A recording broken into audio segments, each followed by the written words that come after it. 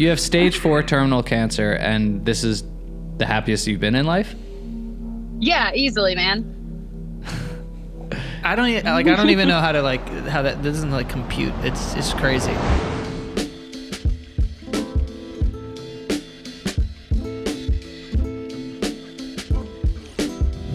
Welcome back to Other People's Lives. I'm Joe Santagato. I'm Greg Dybec. For anyone out there that would like to be a guest on our show, don't hesitate to reach out to us. Our email is oplpodcast@gmail.com. Just send us an email and we'll get back to you.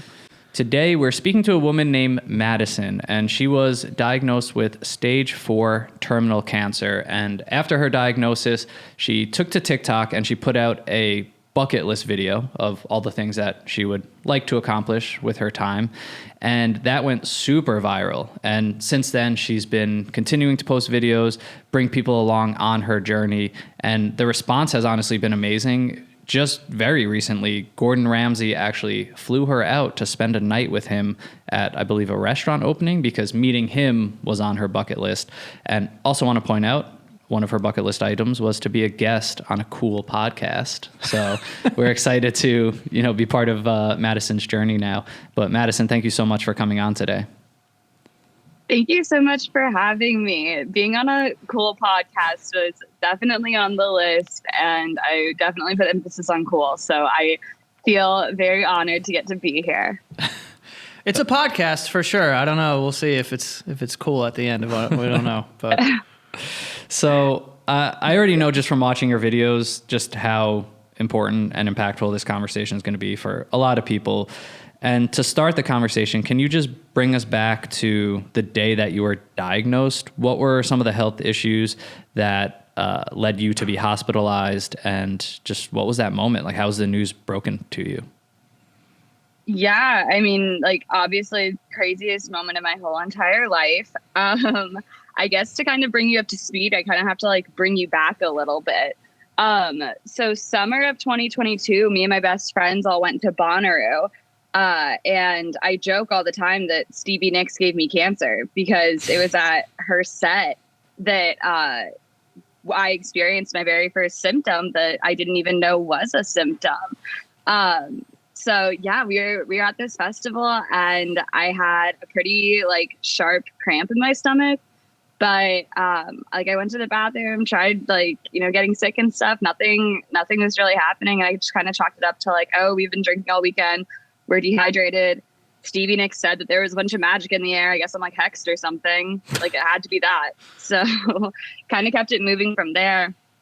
And then throughout the rest of the year, my stomach aches, they didn't change. They stayed really consistent. It would be every 20-ish minutes, I would get a super sharp ping in my stomach, but it would only last for 5 or 10 seconds. So I didn't think it was a very big deal.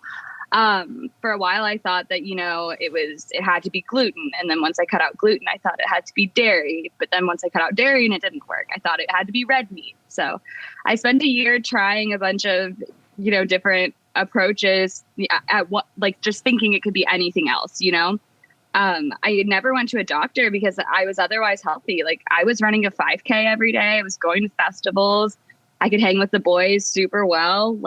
I genuinely just thought that I had random stomach aches. Until one day I went to school. I was a kindergarten teacher and I was so sick, so nauseated in the classroom. And I had a full sensory meltdown basically. All the lights were way too bright. Everything smelled horrific. I was so overly exhausted. And I knew that I had lost some weight, just from people who had kind of people from coworkers seeing me on the day to day, they would just comment. And so I was having this kind of breakdown at school, right? And I had to call the school nurse to come down to my classroom and watch my kids. And I ended up going to urgent care. And I really was still so convinced it was anything but cancer, right?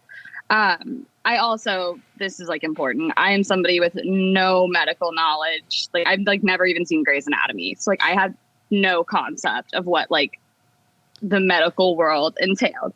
I remember for a while even when I would go to bars, my like icebreaker was like to make friends was I would ask people if they wanted to name the worm in my stomach because I was so convinced I would have thought that it was a worm before it was cancer or something. But yeah, so I went to urgent care that day after I left school early. And whenever I was in urgent care, I told her, I've been having stomach aches for the past year. I think I've lost some weight, but I think that one of the kids at school got me sick.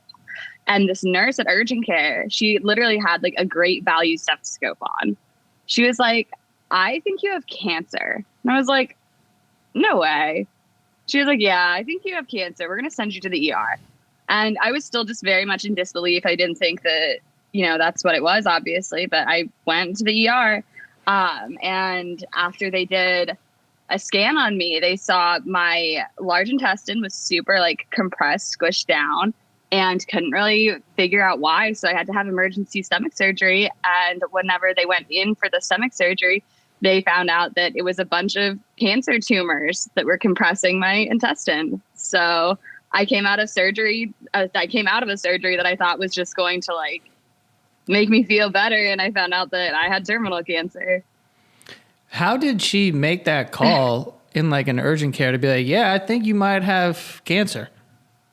I honestly, part of me thinks that she was like jumping the gun, but like she was right. So I guess maybe she's like the best nurse in the world and she's just residing at like this random ass small town Florida urgent care in like the middle of nowhere. But I think, like I told her about the stomach aches. I think my weight loss was a pretty significant sign.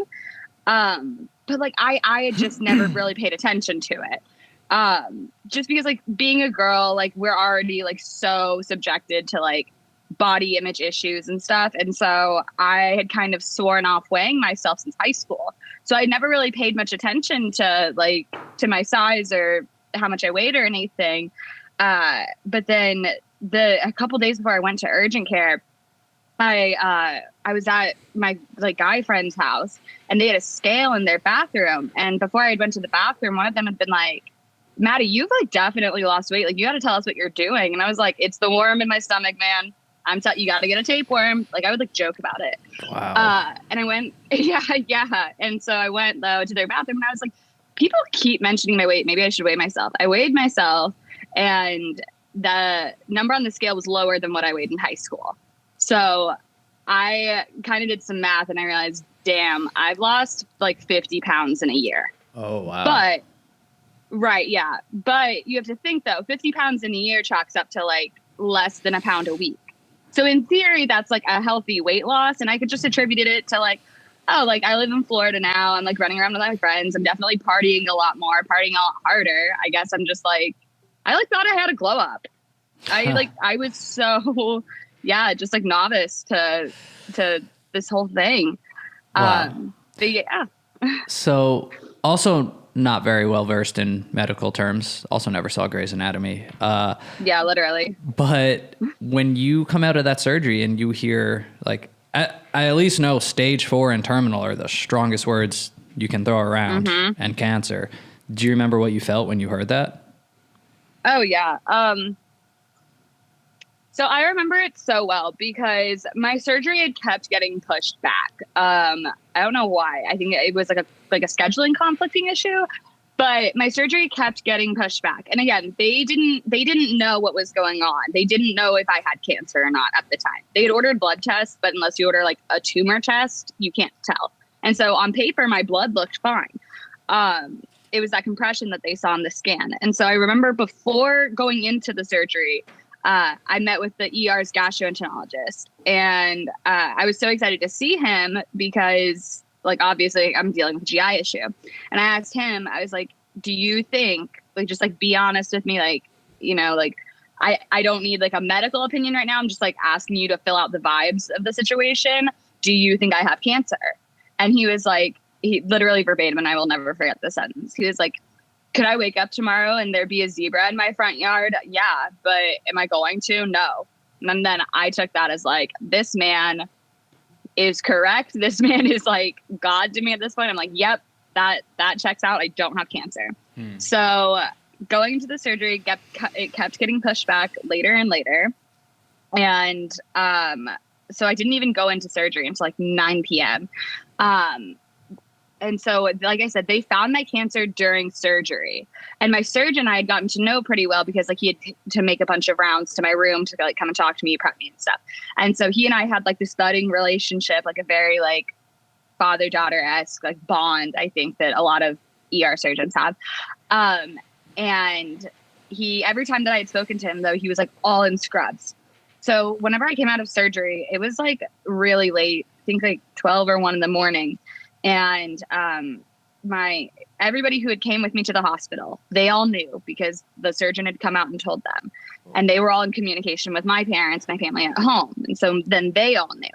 And I kind of like think of it like the episode of New Girl, whenever everybody knew that Cece was pregnant except for her. It was like the same thing. Everybody knew I had cancer except for me for a little bit, because the executive decision was made that I deserved one more night of sleep without cancer, you know, like in my head, like without cancer before having, you know, my life change essentially.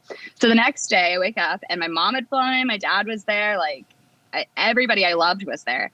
I was like, damn, all this just for like a surgery? Like these motherfuckers love me. I felt so, felt like embraced, like my inner child or something was healing.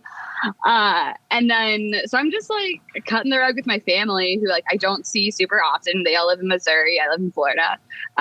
Just like having a good time. I even had like cousins there and I'm just like, I don't know if I was trying to see like the bright side in this. And I was just like, oh my God, humanity. Everybody came out for a surgery. Like so cool. But it was whenever, and the vibes weren't even off either. Everybody was just kind of like chilling with me, like talking with me. And I mean, people were looking at me like they like loved me, but I thought that was just like, you know, from surgery. And my surgeon came in and I knew that he was going to talk to me about what we figured out during surgery, but he wasn't dressed like a surgeon. He was dressed in his like Sunday fucking best. Like he looked handsome. And I was, like I said, we had like established this bond and I was kind of messing with him. I was like, did you get this dapper just to come see me? And he like came and like sat down on the edge of my bed. But like, mind you, this man's about to tell me that I have terminal cancer, right? Like, and I'm just like being not being an asshole, but like, I'm just like being funny. And he sits down at the end of my bed and I was like, if you're going to sit on my bed, like you should at least buy me dinner first. Again, thinking I'm just like recovering from surgery, like cracking a joke or something. And he just kind of looks at me and he's like, yeah, so we got to talk about that surgery, huh? And that's what we should do. And he's like, I hate to be the one to tell you this, but you have cancer. And I was like, oh, okay, what stage is it? And he was like, you have stage 4 cancer. And I honestly, it was just so weird and like paralyzing because you just, when you're in that position, you think that it's anything else. And I don't even think that it's like you're hoping for the best. I don't think it's like a false sense of optimism. I genuinely think that like you're just so convinced that like cancer isn't for me. Cancer is like for people who get cancer. Cancer is for cancer patients. Cancer is for like the really thin, bald people who are sitting in the chairs. It's not for me. That's like a very communal experience during like diagnosis. But yeah, so he just like, he told me that. And I was kind of just honestly just like taken aback. And that sounds like a really like meta way of explaining it. But I really only grieved it for like a very short amount of time, maybe like 5 minutes. And then I was kind of like, okay, well, what's moves? What are we going to do? Let's hang out. Like, we're going to have fun with this. And really that kind of shortly after? It was very quick after. Yeah. So I kind of attributed that notion though to kind of like my upbringing. My parents were in the military. So I went to 13 schools in 12 states between graduating kindergarten and graduating high school. So I was all over the place. And we didn't have a lot of say either, right? Like dad comes home and he's like, hey, I have like an assignment in Grand Forks, North Dakota. We have to be there in 3 weeks. Like we're kids. We can't really contest that. And so I think that kind of coupled with the fact that like I had parents that were just like very like kids don't get choices, like mindset, I guess. Like if your parents tell you to do something, like you have to do it kind of mentality growing up. So I think I was just very predispositioned to being like just having to kind of take things that are out of my control and just be like, okay, let's have fun with it. Like, this is how it is for me. So let's run with it. So it was a really quick snapback into like, okay, we're gonna rock the shit out of this. And yeah. I don't even know how to react to this shit because like this is the most gangster shit I've ever heard in my entire life. That you're just like, yeah, it was like a short period. I'm thinking like a month. And you're like, it was like 5 minutes. I'm like, what? Like, I've grieved over like diarrhea for longer than 5 minutes. Like, this is wild. I mean, like, there's definitely a part of my brain that like couldn't really grasp fully like the severity of it. But I think also though, like, yeah, man, it was just a very, I think it's weird because you don't really know the parts of your brain that are going to be accessed or like the parts of your brain that are going to like respond in certain ways until you're put into these weird positions. And then you're like, oh, I guess like that's how I respond. So it's funny, like whenever people say like, oh man, like you responded that way or something, because I think it would be so interesting. Not that I want the world to go through this, but like, I think people would be very surprised at how they would handle, like their own kind of thing if they were put into that position. But yeah, I snapped back pretty quickly. Like it was literally like within like the first hour or so of being diagnosed, I was like, we're getting a sick head tattoo out of this. Like we're running this shit. For how long ago was this? That you were diagnosed? Actually, we're coming up on exactly a year. So I went into the hospital, or so I went to urgent care February 22nd. And then it was the following morning. Yeah, dude. It's crazy. So, tomorrow's the anniversary. Went into the hospital on the 22nd. But it was late. So like they did all the tests and stuff. We didn't really get the ball rolling until the 23rd. The surgery and everything happened the night of the 23rd. The 24th, I was diagnosed. Wow. So I don't really know like if the 22nd or the 24th is like my 1 year anniversary, or like the 23rd. Maybe I'm lucky. I guess I get 3 days to celebrate. But yeah, it feels like you're just going to celebrate all of them. But is this this is genuinely, this snapback is just how you felt about this situation? Like, do you still feel like you did have a moment of grief or processed it? Like, I'm asking because I know a problem I've had in the past is trying to immediately find silver linings, or like just brush away the negative and find the positive in a situation, which I've learned is not always the best thing to do. Obviously not talking obviously not talking about dealing with cancer, but do you still feel like you've processed this? Like do you think any of your immediate snapback was just trying to push aside like the reality of this situation, or not at all? I mean, I feel like all of it, but like none of it at the same time, because that is, I think at first, like, yes, like I was very much just like on the front, like, okay, like we're fine with this. This is how it is. And I kind of felt like a vase that just like had like a tiny little like hairline crack in it, basically, where I was just like that's kind of the only, everything else is good. There's just like this like kind of hairline like fracture going on, but like we're going to be okay. And I honestly, it was more for me, like I wasn't mourning my life or my health or anything. The only thing I was mourning was like opportunity maybe. But also, I think I was very, very, very much in like a weird position with work at the time where I felt so overworked. And this was very much a time where like in kind of the teacher educator discourse world, I was a kindergarten teacher. People were really talking about like the exploitation of teachers and like how much we're expected to work, how much we're expected to do, how like we're literally expected to take bullets for children, like all that kind of stuff. And so the amount of work that I was doing was really, really, really starting to weigh on me, like the after hours stuff. And I was so done and over the 40-hour work week. But I was such a little hustler, though. Like I became financially independent the day that I turned 18. My parents have never helped my brother and I with any sort of financial anything. Like we've been pretty self-sufficient since a very young age anyway, being able to like cook and take care of ourselves and stuff.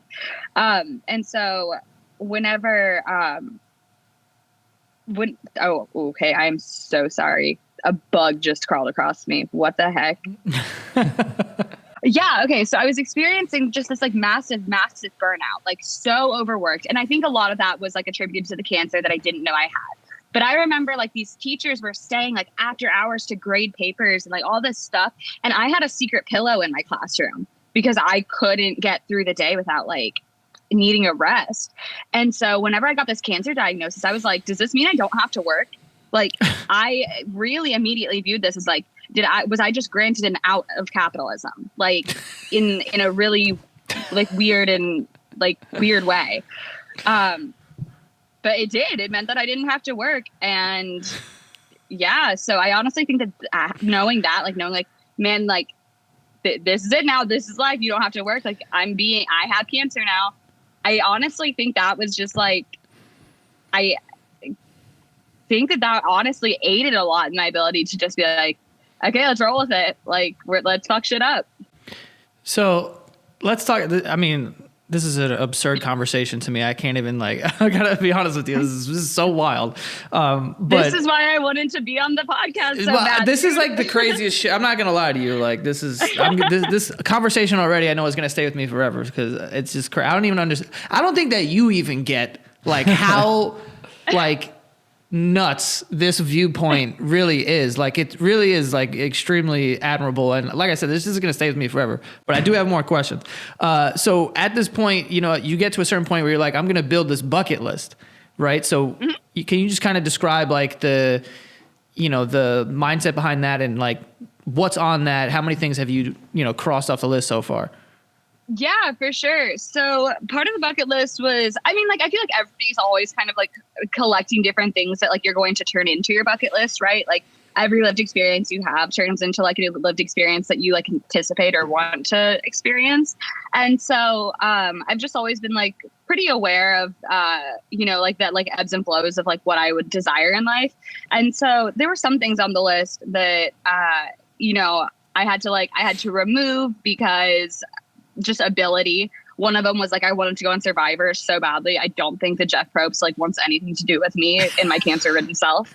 But like a lot of the stuff on there though, I just really wanted it to be like rooted in experiences and rooted in just like an overall sense of like, I didn't view my bucket list as I want to get all these things done and then die. My bucket list was more of, I want to do all these things because all of these experiences, these specificities on this list are going to like elevate me and evolve me as a person. And when I do complete this list, I'm going to be a much more interesting and well-read and more empathetic and like just more well-cultured, well-versed person. And that was a lot of like the philosophy behind like pulling these different things onto the list. That's why some of the things on the list, like climbing Camelback Mountain, which is a mountain that like does not have much notoriety, that is not, I feel like on most bucket lists, a really common one is like, I want to climb Everest. Mm-hmm. But I wanted this list to be like a very grounded thing, rooted in experiences and things that I thought were attainable for me and things that like were already very prevalent in my life. It's like I watched your video again before this call and I wrote down everything that you said. Like there's just something so profound about how simple some of these are. And it just felt like it wasn't as much about you just all of a sudden diverting from the life that you've lived. It's just sort of making sure like, oh, like let me remind myself of these things that I enjoy and want to do. Yes. One of them is take a nap under a willow tree. Does that not sound like it would slap? Like put yourself in that position. Like I'd don't sleep think about so bugs, hard under a willow tree right now. I am obsessed with willow trees. Have you done that one yet? I was in CCD, which is like Catholic like Sunday school when I was younger, and we had a retreat at the end of the year, and they brought us to this thing I don't know, it was like you got on a bus and then you go pray somewhere, but they had like a big ass willow tree that had a bench in the middle of it. So you're just surrounded like by the tree and sitting on this bench, and I'm like, this is fire. Like this is the best moment of my life. That's like the most relaxing shit in the world. It really is. Like yeah, just seems like a nice thing to do. I would like to partake in it. No, haven't done it yet. I would kind of holding out for. I don't really know what I'm holding out for. I want tomorrow, I don't know. Joe, you'd know better. Like, will this affect the episode if we played her clip during the episode, or like a piece of the clip? Just play it. Fuck it. Yeah. So, all right, we've never done this before, but at this moment now, we will play the video on YouTube and some of the audio. Oh, we're gonna edit it in. You're saying edit it in? Oh, yeah, edit because it in. I want people to hear some of these things. Yeah. From her directly, because it's just, it's amazing to hear, like, again, the simplicity of some of these things, and then some of them are grand. So okay, go. Hi, my name is Maddie. I have stage 4 terminal cancer, and this is my bucket list. I am in a hurry to finish it. 1, I want to see everything that I can, and I'm not going to assign a number of countries or continents to that because I don't want to disappoint it. 2, I want to convince someone to stop dieting. 3, I want to encourage at least one person to watch The Secret Life of Walter Mitty. 4, I want to get a green thumb. 5, I want to paint something that I would be proud to display. 6, I want to summit Camelback Mountain. I have beef with this mountain because I've tried climbing it in the past and I did not reach the top, so I want to do it. 7, I want to be on stage at a music festival. I don't want to sing, I want to be in the booth, like with a DJ. I think it would be so fun. 8, I would like to write something good, again. 9, I want to learn how to roll. 10, I want to get paid to feed people. Like, I just think it would be really, really cool if somebody paid me to cook dinner for them. Like, yeah. 11, because I'm a Libra and just freaking romantic. I want to have a beautiful wedding. 12, I want to meet Gordon Ramsay. 13, I want to hike the Appalachian Trail. Well, we'll see. We will see. 14, I would like to take a nap under a willow. I just feel like I would know that everything was okay if I could just take a nap under a willow tree. I forgot what number we're on. I would like to attend like a ritualistic healing tea ceremony of some sort. I want to be a podcast guest on a cool podcast, like on something that like resonates with me. I want to be a podcast guest. I want to fill up every single bonus on Yahtzee. And if you play Yahtzee, you know what I'm talking about and how good that would feel. I want to get a tattoo with my grandma. I have saved the most important item on my bucket list for last, and that is that I want to party with the machine. Thank you for having me. I love you. All right, we're back. Feels so weird doing that. Oh, wait. This is weird, yeah. It'll all make sense on the final. Don't worry. Yeah. This is the magic of podcasting. But yeah, so what are some of the other things on the list that you're really looking forward to, or some of the things that you did accomplish, and how did they feel to accomplish?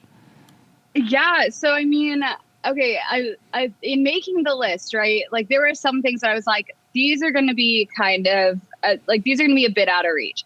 But then I wanted to have one thing on the list where I was like, there's literally no fucking way that this one could happen. Like, it's literally like mathematically, like so impossible for this to happen. And that was to roll an entire like game of Yahtzees, basically. I don't know if like, you know what Yahtzee is, but no, yeah, you're not rolling a full game of Yahtzee. Phil, I have wrote Phil Cup every bonus on Yahtzee. I don't know what that means.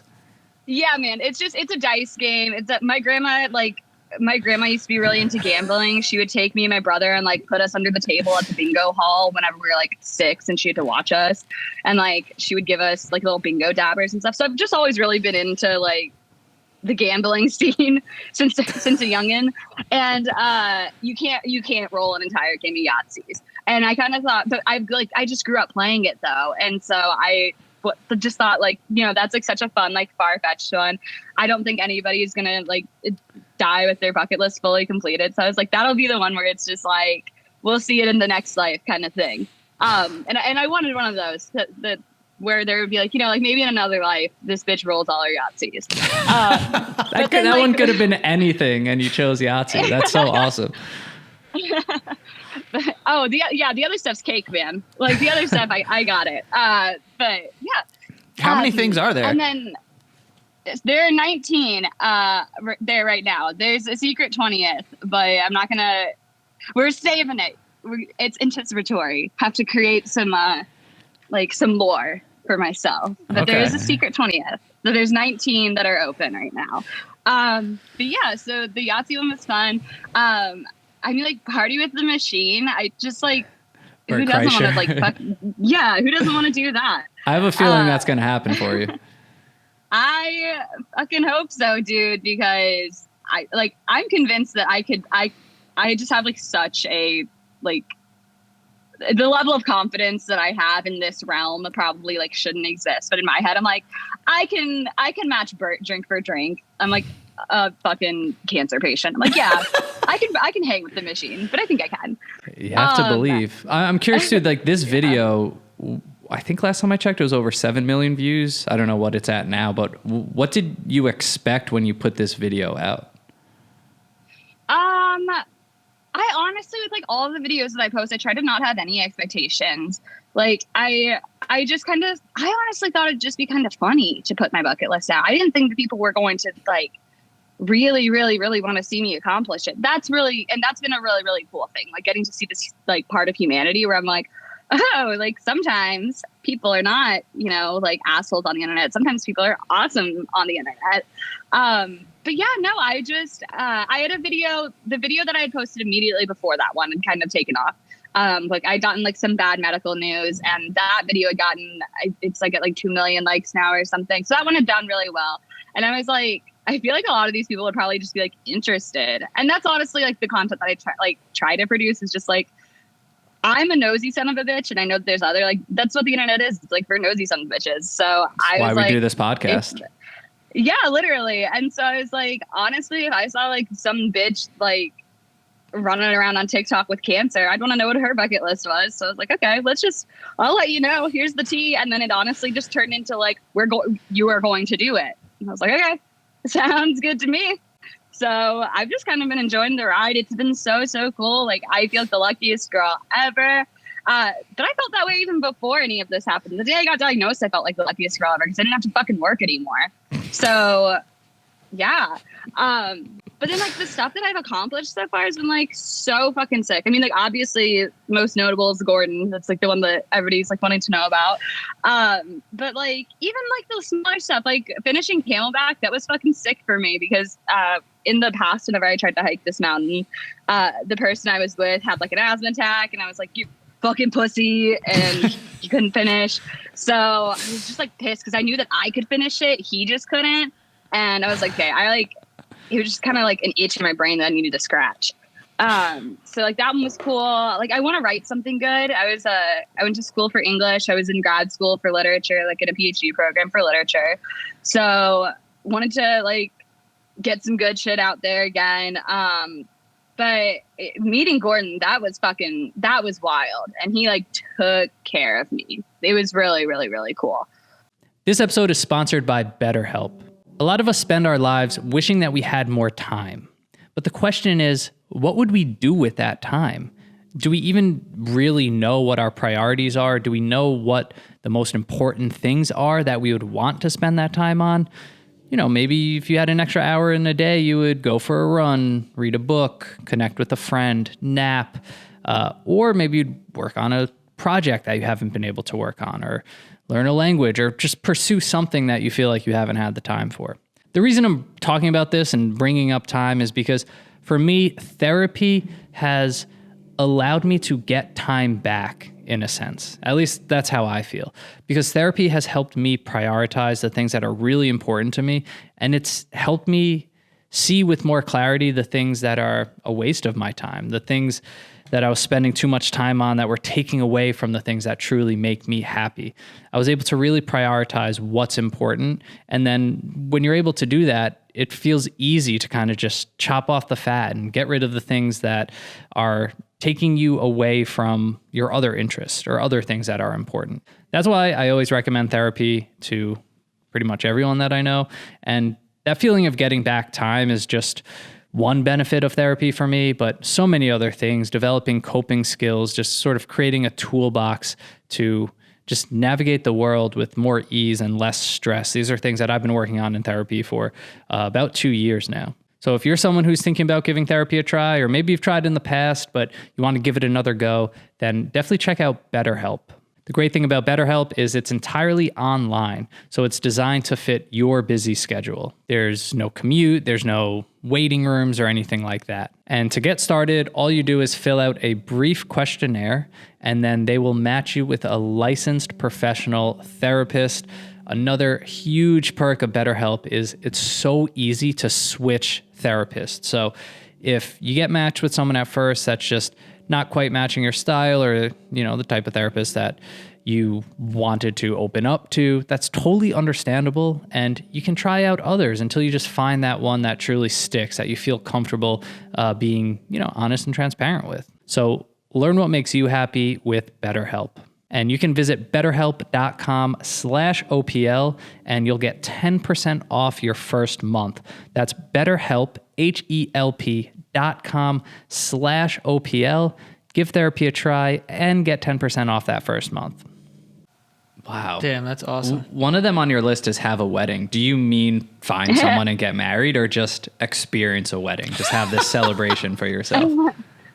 I mean, I want to have, like, I have a partner, and like I want a wedding. I want a very, like, the most obnoxious, like, I just butchered her name, but Nick Jonas and his wife, like that level of grandiose wedding. Like, I want it to be so insane and absurd. And like, Madison, this is a like disgustingly overdone wedding because like I said, I've been financially independent.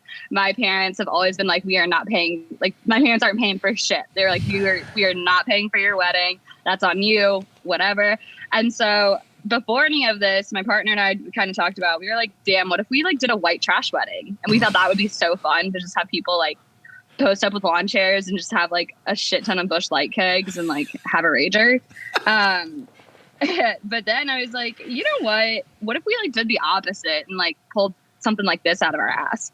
And so, yeah, I just want this like insane, like massive party. I want to invite everybody. Gordon's going to be there. He already accepted the invite and he's taking care of food. So like, we're on the right fucking path, baby. Bert Kreischer's going to marry you one day. Yeah, right. Yeah, he'll be the officiant. Me, him, and Leanne are just all hanging out with the kids. So Isla. you have stage 4 terminal cancer, and this is the happiest you've been in life? Yeah, easily, man. I don't even know how that doesn't like compute. It's just crazy. I mean, I've just been smiling this whole time.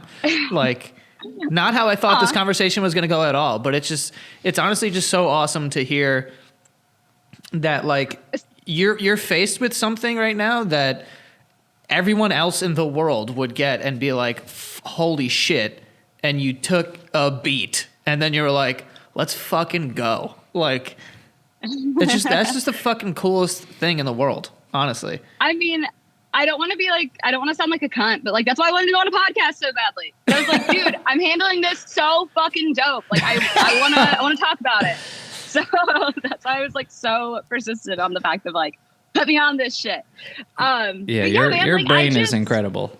This is so. What then is your relationship with the end, with death, with the unknown? Do you think about this? Are you just fully in the present? Yeah, super fun stuff to talk about. I mean, like, so to have this conversation, right? I think one of the most important things to cover is that, like, we all have the same finish line. Like, you are also terminal. The two of you, and everybody else who's involved with the recording process of this thing, and everybody who's listening to this right now. I am literally speaking, like, to you directly. You are terminal. You are actively in the process of dying. So we're already, like, in the same boat in this, right? Whoever reaches the finish line quicker, like, congrats kind of thing. So I think whenever I'm considering, you know, like, death and dying, hang on 1 second. I'm so sorry. Can you give me just like 1 second to recollect? Because I get like chemo brain sometime and I like drop my thoughts. Yeah, you're totally fine. All the seconds you need. Okay. Yeah. So relationship with death. I honestly think whenever I was a kid, I had super bad death anxiety, right? Because I grew up going to like some pretty crazy churches. I was in churches where, you know, I've seen people speak tongues. I've been in an environment like where people have like brought out snakes into the church. Like I've been inside of a Southern Baptist church before. I've been inside of a Catholic church before. I've been into a lot of different places, and I used to be very, very, very like perplexed and like enamored by the like this concept, this story of Jesus Christ, right? Of this dude that was just like, I'm gonna die, and like he was just like so okay with it, right? And that was like kind of this like big teaching that I grew up with, was that, you know, like Jesus died, like he sacrificed himself like for your sins. And I was like, this guy's kind of sick. Like he's just like going through life, and like he's just aware of this concept of death, and he's just marching toward it anyway. And this is me speaking from like, I don't really identify like directly as Christian or anything like that. I definitely recognize a God, and like I'm in touch with like the spiritual side of like, I don't know, I feel like I'm a more spiritual person, but just like as an objective kind of observation on this is what I'm speaking of. And I just was so like, I would just contemplate this concept of death forever as a kid. It would like keep me up at night just because I was like, this is such an interesting thing. And then whenever I was in high school, I got really, really into Camus for a while. And I was reading all these like super like fucked up like existentialist novels, like trying to like wrap my head around it. And then once I started reading some shit by Plato, I was like kind of in this place where I was like, most of these really great thinkers, none of them are fearing death. And so I was like, what, like, why should I? And so being given like this terminal diagnosis, I think if anything, I don't want to like sound corny, but it's like, okay, if I only have 4 years left, then like, I'm going to rock the shit out of these 4 years. But I wish that I had had this like notion sooner and been like, okay, so if I have like 60 years left, I need to rock the shit out of these 60 years. But whenever you have that amount of time ahead of you, you know that you have so much more time to fuck up. You have way more time to make mistakes. You have plenty of do-overs. You have all this time. So why am I going to focus on really living? Why am I going to prioritize like taking these crazy trips? Why am I going to like try to get into these like random dudes fucking podcast DMs? Why am I going to try to do all that stuff? I have all these years ahead of me. Versus whenever somebody says, okay, you have like 4 or 5 years ahead of you, it's like, that would be embarrassing for me to have not fucking like groveled to be on this show. You know what I mean? And so whenever like I think about, you know, death, nobody knows what happens when we die. You know, like we've been taking guesses for literally for forever. We've just been taking these guesses. And regardless of what your guess is, you're making your own narrative.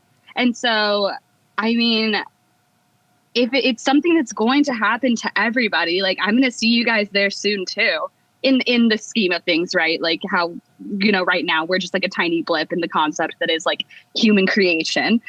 Like you guys are coming to the finish line with me. And so if I get there a little bit sooner, like it is what it is. And how fucking sick would a hospice death be? That sounds insensitive maybe, but like compared to a lot of other ways to die, like a hospice nurse just like pumping me with fentanyl and like letting me vibe on the bed with like my favorite TV show on, that's not the worst way to go out.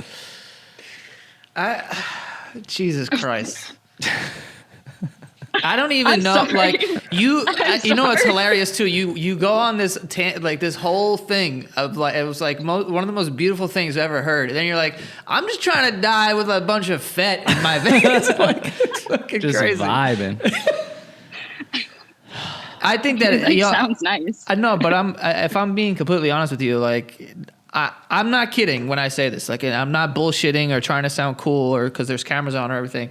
Like hearing all of this is like in a way life changing for me personally because I feel like this isn't the typical, you know, opinion of people when they get a diagnosis like this. I mean, it's not like trying to shade them. Like everyone's so sad with their cancer diagnosis. I'm not saying these that. fucking boring ass crying losers. Suck it the fuck Yeah, up, just babies. like drink a beer, you'll be fine. That's not what I'm saying. No. What I'm saying is like it is interesting to hear someone basically like, to me it feels like you've beaten this like it's a dark cloud over everyone's head. Like one day we're going to die, and it like scares everyone. And it kind of like, it's the reason why we do certain things and we eat well and we do this and and you just kind of, it feels like you were just like, fuck that. Like it has no power of you whatsoever. Like it's extremely motivating to just even hear you talk about it in this way. And you're faced with like one of the most difficult like battles that people can have. And you're just like, fuck that. Like, I'm not going to be some fucking like sit around like sad or whatever. And I mean, again, that's not like a shade, like shade to anybody else who totally like that happens to, saying. but it's unbelievable for someone who like, for like me to just hear what you're talking about, because all of the worries that I have about, you know, dying or what I want my life to look like and whatever, like it's just extremely inspiring to hear it from somebody that has like a cancer diagnosis like this. And you're just like, I'm the just your mindset around it. Like, yeah, we're all going to die. We're going to get there. And like, you know, it's fine, but like make the time that you have like worth it. And that's something that people just like say. And it's like, you kind of just, it's like white noise at this point. It's like, yeah, some Disney shit, like make your life worth it. But this is like a completely different like vibe. And it, like when you say it, it holds so much more weight, and it's just incredible to hear.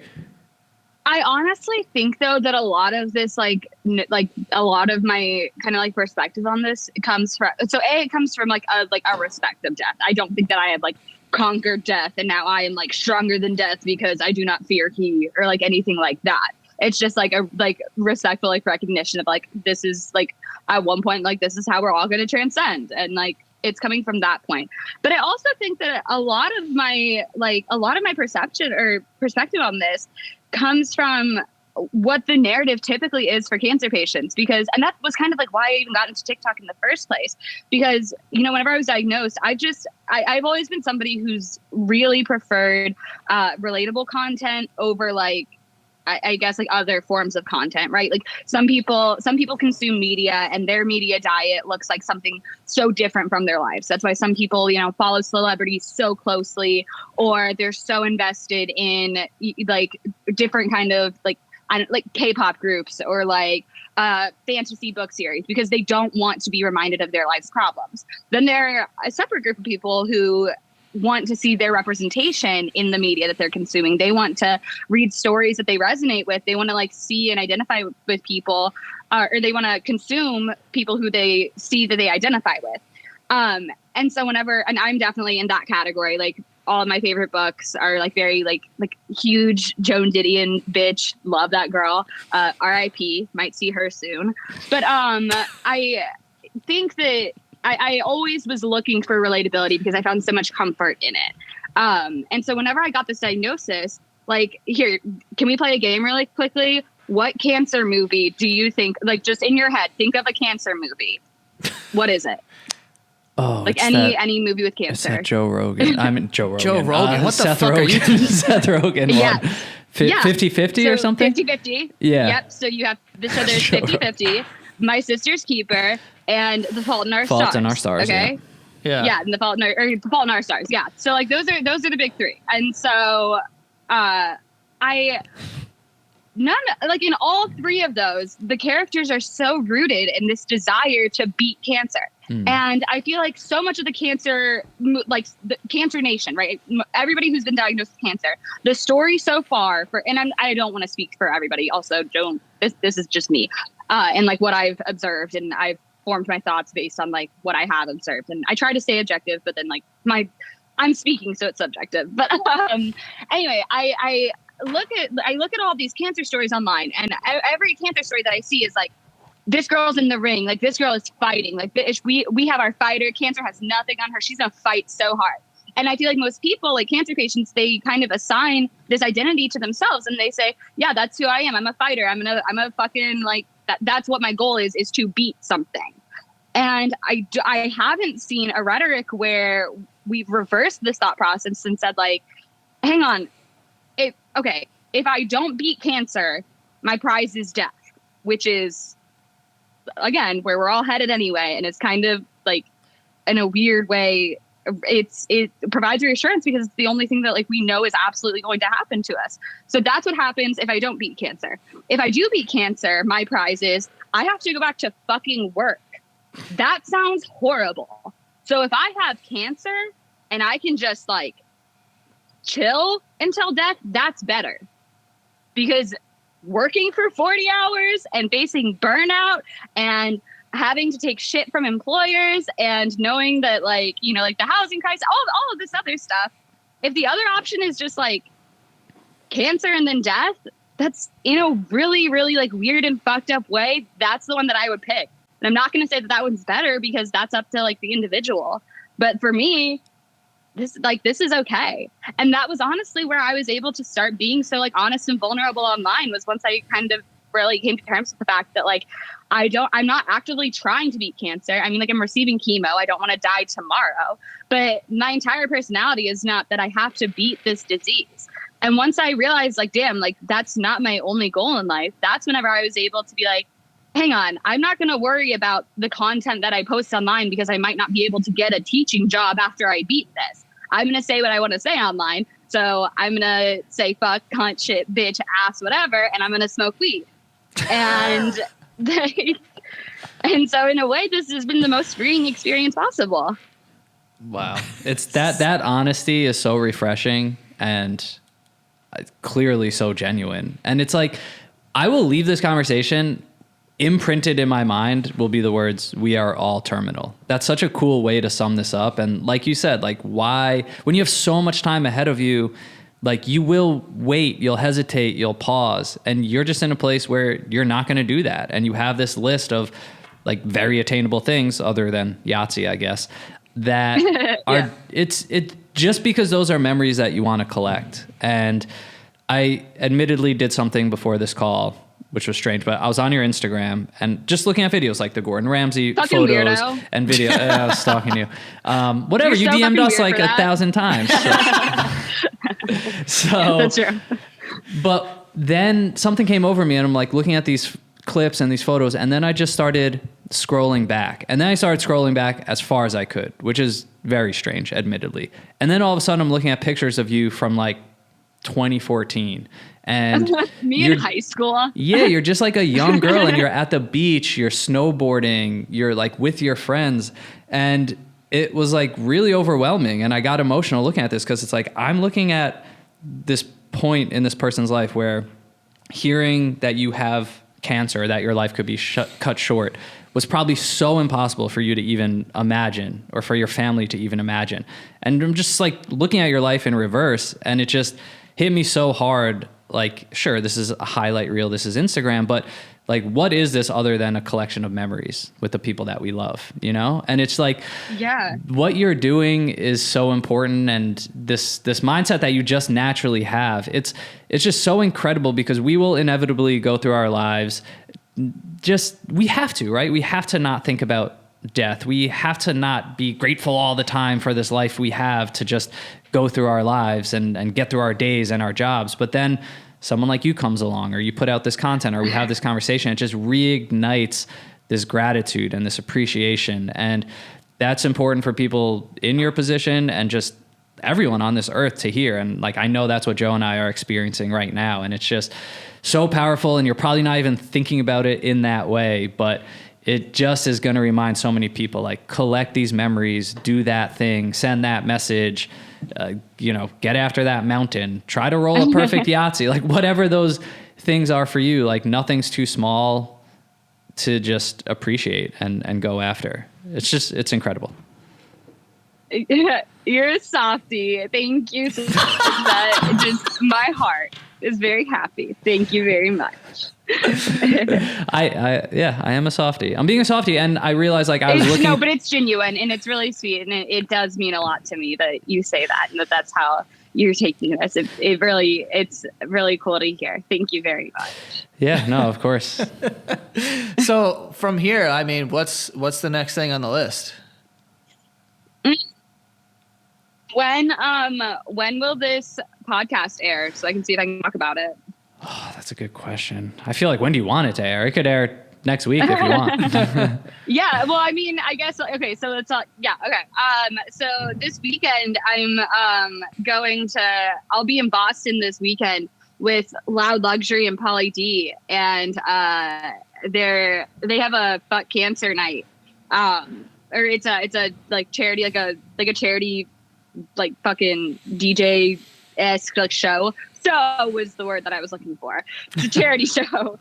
But anyway, they're putting me in the booth. So super stoked on that. But I've also, I've been in touch with like the Chainsmokers. I'm doing stuff with them soon. Oh man, we have a few things lined up actually that I'm super excited for. I'm going to Japan, not next week, but the next week. First week of March, I'll be in Japan, just like dicking around, really trying to find some good tea there. I want to, that was one of the things on the list, was that like I want to like attend like a tea ceremony, and not even from like the standpoint of like this tea is going to save me. I just think it'd be like kind of sick for somebody who's like devoted their entire life to like practicing like apothecary, herbal medication, like that kind of stuff, to like receive a blessing in a ceremony for just like health and well-being, regardless of what your views are. Like that dude lived or woman lived a sick fucking life. So I just kind of want to be like in the presence of like a medicine man, like of like a healer. So kind of looking for that in Japan. But yeah, we have a few things on the lineup that I'm super stoked for. Damn, that's fucking sick. I got to start booking flights now. I'm like, I got to fill up my calendar now. Yeah, dude, go party. Well, look, we appreciate you coming on so much. I think this is a really awesome episode, and I'm glad that you were, persistent about coming on the show, because I think that this is going to affect a lot of people in a positive way, and it's really cool. And again, thank you for taking the time and talking to us. We appreciate it. Good luck with everything, and we're going to be following along. Thank you so much for having me. I had so much fun. Yeah, and no, it was a lot of fun. Yeah. Do you want to just let people know where they can find you so that they can follow along and see all the things coming up? I am on Instagram and TikTok as @FruitSnackMaddie. Maddie is Maddy. Come hang out. Lots of day in my life. Lots of wiener dog content. Lots of fun over there. So yeah, come say hi. Perfect. Well, again, thank you so much, and good luck with everything, and have a great rest of your day. Thank you so much. Bye, guys. Bye.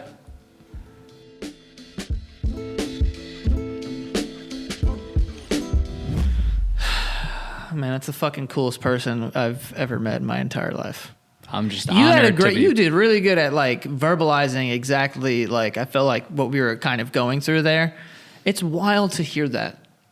Yeah, but she made me realize, she called me a softie, and it's like, that's all true. Like I was in the other room, like literally stalking this girl's Instagram, like tearing up and like praying that you like wouldn't come in right away and see me.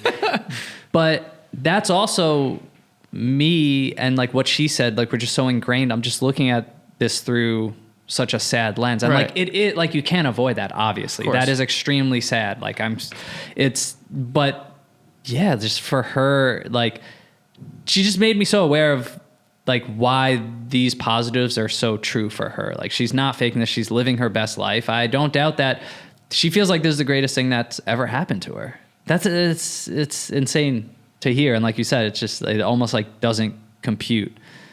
But I just have like such a good feeling right now. Like we just talked to someone who like received their like smiled the deadline. Whole time. Yeah. What the fuck? Oh man. Yeah, like that to me is like so special, like to talk to somebody. And like, I mean, we've done a ton of episodes, and like sometimes you get a subject headline, you're like, this is going to be a heavy one, prepare yourself.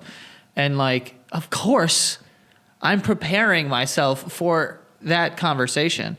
And I just ended up smiling and laughing the entire time. And I feel fucking like lame as fuck, like compared to this girl, like she's, I don't know. I still stand by what I said. I know that's not her like mentality or like her view, but it feels like she's beaten this shit. Like it feels like she's already taken this thing that like you know, when something happens to you and it's like, oh, that's bad, and everyone wants to come over and say I'm sorry, and she's like, bro, don't be sorry. I'm fucking chilling. Yeah, like yeah. I'm good. And it's like, what? She's like, I'm enjoying this shit more than you. Like, I'm enjoying life more than you are right now. Yeah, probably. and it's like, and I don't have to work. the not having to work thing is fucking hysterical.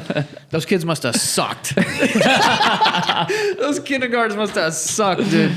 This girl's like, I'll take cancer over those fucking shit kids. No, but I mean, yeah, like I said, man, this is extremely. I'm gonna think about this for fucking ever, dude. Yeah, I'm gonna think about it in a bunch of different ways. Nothing like not even just health related, but other ways. Just like, you know, when you're faced with this opportunity, you're kind of like, should I not, or whatever. It's like, bro, I know that she would be there. Like, it's crazy, you know? Man. Yeah, like you're right. Like I will follow her journey forever. 100%. I will follow her as long as she puts stuff out. And like, it's crazy to think about, but she made me feel so like able to just talk about this openly. Like one day, like we might see like that was her last video. Yeah. And like, I'll know like she just wants us to be like happy in a way, you know, like, damn, like she's not sad right now. Like she was, you know, hopefully she went out just vibing like she wanted to. Went out like this. Yeah. And this is the next step of her journey. Like I think she's excited for that unknown too. That's incredible. Like you want to think